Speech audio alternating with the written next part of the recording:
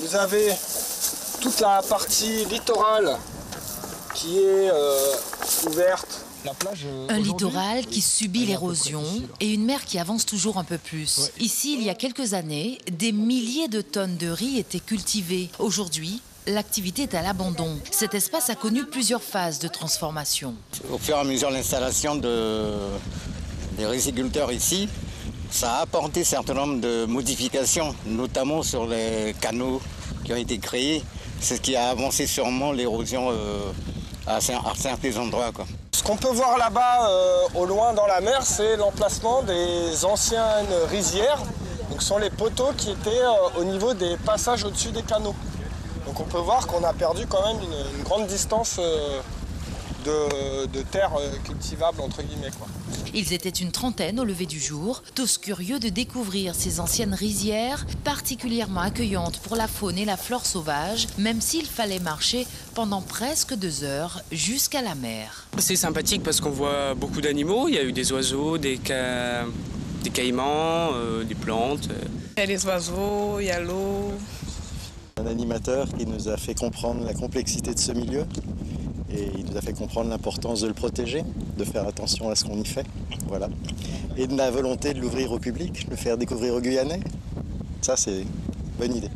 Eh bien, je n'avais jamais été dans les rizières de Mana depuis le temps que j'habite à Saint-Laurent. C'est pour ça que je me suis un peu fait violence pour aller dans les rizières.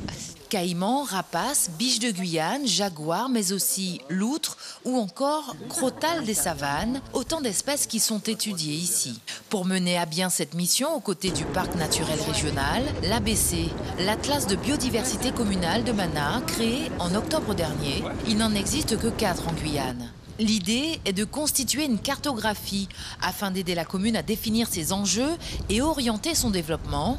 Ces observations sont réalisées en 2 phases. La partie scientifique où là ça a des inventaires qui seront menés par des scientifiques sur le terrain et une partie inventaire participatif où là c'est donc la population qui est appelée à participer. Avant l'activité rizicole, c'était une savane inondée comme la région de Caux. On y trouvait même les célèbres Atipa bosco, ce poisson préhistorique si réputé. Un projet de réhabilitation est envisagé afin de recréer tout le système d'irrigation et retrouver une dynamique naturelle du littoral. Il faut réaménager les cheminements de l'eau, voilà, et d'y développer des activités aussi bien économiques type tourisme, pastoralisme, donc entretien des milieux ouverts avec de l'élevage, et aussi pourquoi pas de la culture vivrière, voilà, sur les parties proches de la route.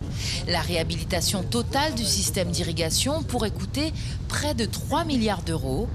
En attendant la validation du projet, certaines espèces s'y installent déjà. Tu le suis ?